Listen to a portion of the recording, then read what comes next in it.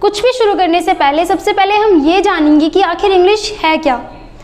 उससे पहले आप मुझे बताओ, हिंदी क्या है, मराठी क्या है, पंजाबी, उर्दू, ये सारी की सारी भाषा है। वैसे ही इंग्लिश भी क्या है, ये भी एक भाषा है जो सारी की सारी लैंग्वेजेस सिर्फ दो चीज़ों से मिलके बनी है। अगर वो दो चीज़ हमें पता चल जाए तो हम किसी भी लैंग्वेज को बहुत आसानी से बोल पाएंगे। तो सबसे पहले हम उन दो चीज़ों के बारे में जानेंगे कि वो दो चीज़ है क्या जिससे लैंग्वेज बनी है। तो दो चीज़ है, पहली information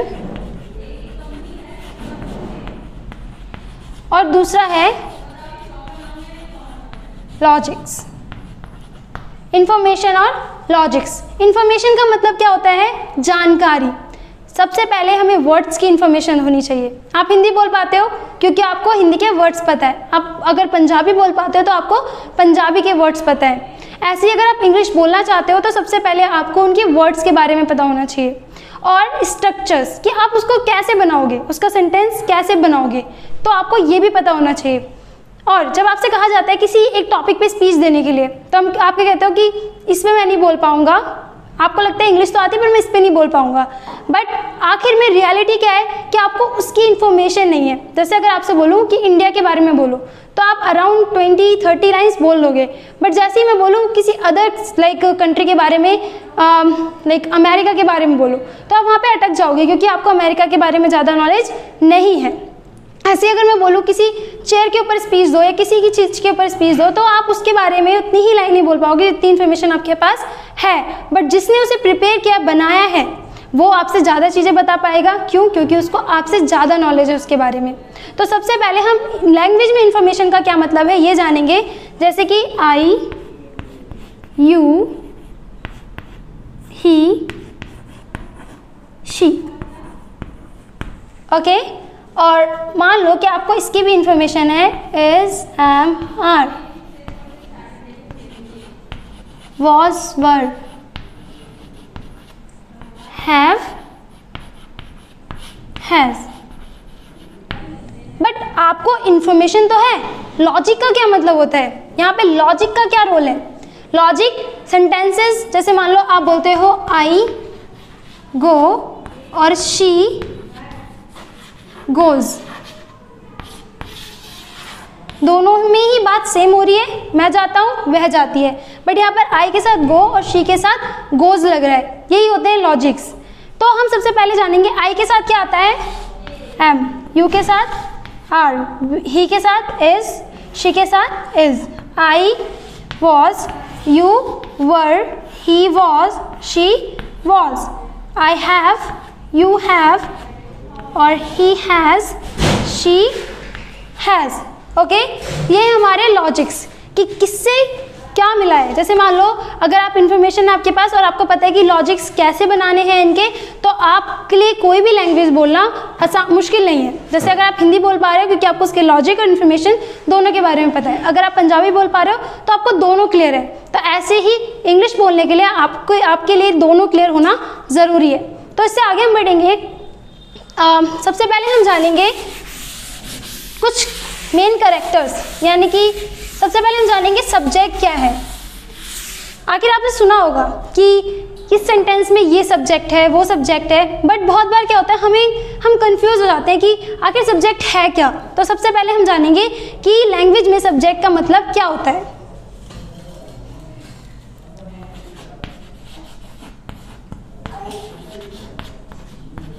Subject does an action, मतलब जो भी इंसान एक्शन कर रहा है वो क्या है, सब्जेक्ट। जैसे कि I, you, we, they, he, she, it, name, ये सारे हमारे क्या है, सब्जेक्ट। चलो सोचो कि आपकी टीचर आपको पढ़ा रही है, यहाँ पे सब्जेक्ट कौन है, आपकी टीचर, क्योंकि यहाँ पे एक्शन कौन कर रहा है, आपकी टीचर। तो अब आपसे मैं पूछूंगी और आप मुझे कमेंट में बताओगे कि वहाँ पे सब्जेक्ट है कौन। आपका भाई आपकी पिटाई कर रहा है, आपकी मम्मी आपको डांट रही है, हीरो विलन को मार रहा है। अब इन तीनों के आप बताओगे कि सब्जेक्ट कौन है, कमेंट में, ठीक है। अब हम जानेंगे ऑब्जेक्ट के बारे में। ऑब्जेक्ट receives an action, जो एक्शन को क्या करता है, रिसीव करता है। अब ऑफ कोर्स अगर कोई एक्शन कर रहा है तो कोई उस एक्शन को रिसीव भी कर रहा होगा। जैसे अगर आपका दोस्त आपको पीट रहा है तो आप पिट भी रहे होगे, आपकी टीचर आपको पढ़ा रही है तो आप पढ़ भी रहे होगे। तो वहाँ पे कोई सब्जेक्ट है और कोई ऑब्जेक्ट है। तो सबसे पहला जो मैंने एग्जांपल दिया था आपको टीचर और स्टूडेंट का, तो मैं आपको सबसे पहले उसी को क्लियर करूंगी। यहाँ पे टीचर सब्जेक्ट है और पढ़ने वाला ऑब्जेक्ट है, क्योंकि वो रिसीव कर रहा है। ओके, बट जो आगे के जो भी मैंने पूछे थे कि आपका भाई आपको मार रहा है, तो यहाँ पर आप मुझे दोनों बताओगे सब्जेक्ट कौन है, ऑब्जेक्ट कौन है। आपकी मम्मी आपको डांट रही है, सब्जेक्ट कौन है और ऑब्जेक्ट कौन है। और थर्ड जो था हमारा, हीरो विलन को मार रहा है। मूवी आप बहुत देखते होगे, बट आप यहाँ पे बताओगे कि हीरो एक्शन करता है, तो यहाँ पे सब्जेक्ट कौन है और ऑब्जेक्ट कौन है। ओके, तो अभी थोड़ी सी हम बात कर लेते हैं कि सब्जेक्ट होते कौन कौन से। सब्जेक्ट होते हैं हमारे I, you, we, they, he, she, it और नहीं। ये सारे क्या है, हमारे सब्जेक्ट्स हैं। ठीक है, तो जब आप आगे सेंटेंसेस बनाओगे तो ये आपकी बहुत ज़्यादा मदद करेंगे, किसमें, आपकी सेंटेंसेस को कंप्लीट करने में। और हम दो चीज़ और जानेंगे, वर्ब और नाउन। तो आपको जैसे कि पता है वर्ब क्या है, क्रिया, और क्रिया का मतलब है आप पूरे दिन में जो भी काम करते हो वो हमारी वर्ब होती है। जैसे कि आना, जाना, खाना, पीना, बैठना, आराम करना, ये सब हमारी क्या है, वर्ब। और नाउन क्या होता है, किसी का भी नाम, चाहे वो इंसान का हो गया या नॉन लिविंग थिंग्स का। जैसे कि अगर मैं बोलूँ टेबल, तो टेबल क्या है, एक नाउन है। अगर मैं बोलूँ सीट, जहाँ पे हम बैठते हैं, वो नाउन है। अगर मैं बोलूँ सिट, ये क्या है, ये वर्ब है। ऐसे ही हमारी बहुत सारी वर्ब्स और बहुत सारे नाउन होते हैं, जैसे कि राम, शाम, ये सारे नाउन है। अभी तक जो हमने जाना वो था हमारे इंग्लिश का इंट्रोडक्शन, यानी कि मैंने आपको बताया कुछ मेन चीज़ें जो हम अपने सेंटेंसेस में यूज़ करते हैं। बट अब बारी है सेंटेंस को बनाने की, कि हम कैसे बनाएंगे। तो आज का जो हमारा सबसे पहला स्ट्रक्चर जिसका हम बनाएंगे वो है कैन और कुड।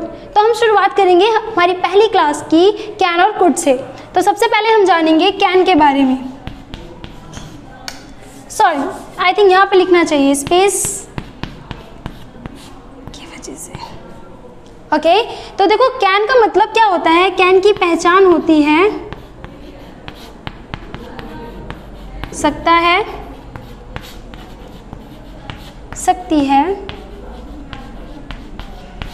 ओके, जब हम बात करते हैं किसकी, सकता है, सकती है, यानी कि जब हम बात करते हैं एबिलिटी की, यानी कि योग्यता की। हर इंसान के अंदर कोई ना कोई एबिलिटी होती ही होती है। जैसे कि मैं खाना बना सकती हूँ, वो बात कर सकता है, वो पढ़ सकता है, वो खेल सकता है, यानी कि कोई ना कोई एबिलिटी आपके अंदर भी होगी। तो आप इसका बहुत ज़्यादा यूज़ करते होगे। और अगर नहीं करते हो तो आज से शुरू कर दो। जब भी आप इससे रिलेटेड अगर सेंटेंस हिंदी में बोलते हो अपने घर पे, तुरंत उसको इंग्लिश में ट्रांसलेट करना। ओके, जैसे कि अगर हम इसके रूल के बारे में जाने तो सबसे पहले हम बात करेंगे सिंपल सेंटेंस की।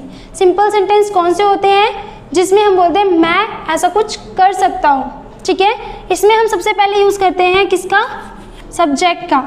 फिर यूज़ करते हैं हम कैन, फिर आती है हमारी वर्ब की फर्स्ट फॉर्म, फिर आता है ऑब्जेक्ट। फर्स्ट फॉर्म वो होती है जिसका हम नॉर्मली यूज़ करते हैं और बोलते भी हैं, जैसे कि गो, कम, ईट, फीड, जिसमें कुछ भी नहीं मिला होता, सिंपल सी होती है। नेगेटिव में क्या होगा, सब्जेक्ट प्लस कैन, कैन के साथ आता है नॉट। और अगर आप इन दोनों को मिलाकर बोलना चाहते हो तो वो होता है कांट।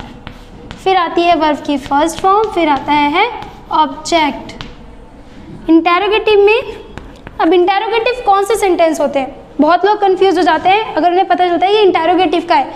इंटेरोगेटिव वो होता है जिसके हर सेंटेंस के आगे क्या लगता है, क्या मैं जा सकता हूँ, क्या मैं बोल सकता हूँ, क्या मैं खा सकता हूँ। तो जब ये बनाओगे तो सबसे पहले आएगा इसमें कैन, फिर आएगा सब्जेक्ट, फिर आएगी वर्ब की फर्स्ट फॉर्म, फिर ऑब्जेक्ट। अब एक चीज़ कि यहाँ पर ऑब्जेक्ट है, बट इसका मतलब ये नहीं है कि सारी सेंटेंसेस में आपको ऑब्जेक्ट मिलेगा ही मिलेगा। कुछ सेंटेंसेस और कुछ केसेस में ऐसा हो सकता है कि वहाँ पे ऑब्जेक्ट ना हो, और ज़्यादातर केसेस में यही होता है कि हमें ऑब्जेक्ट नहीं होते, मतलब उसमें सेंटेंस में ऑब्जेक्ट नहीं होते। ओके, तो हम सबसे पहला इसका सेंटेंस बनाएंगे, मैं पढ़ा सकता हूँ। देखो ये जो एबिलिटी है वो बहुत मोस्टली पीपल के अंदर होती है पढ़ाने की। अब छोटे बच्चों को देखा है, डंडा लेकर खड़ा हो जाता है अपने छत पर, रूम में, कि अपने टीचर को देखता है कॉपी करना शुरू कर देता है। तो हर कोई ये बोलता ही बोलता है मैं पढ़ा सकता हूँ। तो जब आप ये बोलोगे तो क्या बोलोगे, I can teach, I can teach. ऐसे ही अगर आप बोलोगे मैं नहीं पढ़ा सकता हूँ तो क्या बोलोगे, आई कांट टीच या आई कैन नॉट टीच। क्या मैं पढ़ा सकता हूँ, कैन आई टीच। लास्ट में हम वर्ड्स की भी और स्ट्रक्चर्स दोनों की, यानी कि सेंटेंसेस दोनों की प्रैक्टिस करेंगे। पहले एक बार समझ लेते हैं कुड को। कुड है पास्ट की एबिलिटी, यानी कि इसकी पहचान होती है सकता था, सकती थी, यानी कि पास्ट की एबिलिटी। कई बार क्या होता है कि पूरी फैमिली पार्टी में गई, आपकी कोई फेवरेट मूवी आने वाली थी, आपको लगा वो बहुत मज़ेदार होगी, आप नहीं गए, पर वहाँ से अगर पार्टी में सारी फैमिली आती है और कहती है कि हमने ये खाया वो खाया, वो भी सारी आपकी फेवरेट फूड, ठीक है, तो आप क्या बोलोगे, आप ये बोलोगे कि मैं पार्टी में जा सकता था। तो अब हम इसके रूल्स के बारे में जानेंगे कि इसके सेंटेंसेस कैसे बनते हैं। सिंपल सेंटेंस में सबसे पहले आएगा सब्जेक्ट, फिर कुड, फिर वर्ब की फर्स्ट फॉर्म, फिर ऑब्जेक्ट। नेगेटिव में सब्जेक्ट, कुड के बाद आएगा नॉट, और दोनों को अगर आप मिलाते हो तो बनेगा कुडंट।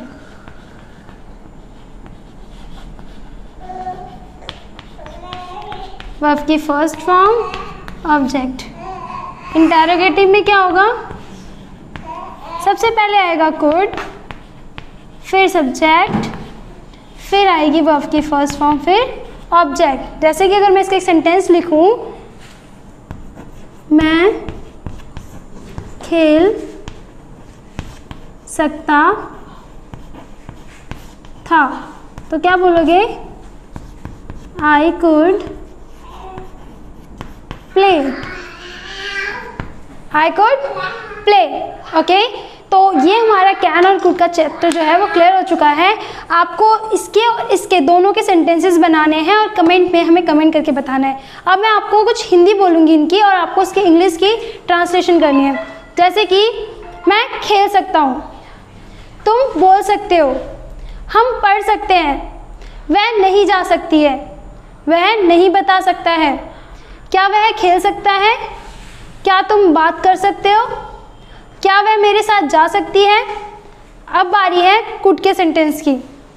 तुम मुझे बता सकते हो, सॉरी, तुम मुझे बता सकते थे, तुम मेरे साथ आ सकते थे, मैं वहाँ जा सकता था, क्या मैं खाना खा सकता था, क्या वह मुझे पढ़ा सकती थी, क्या हम खेल सकते थे।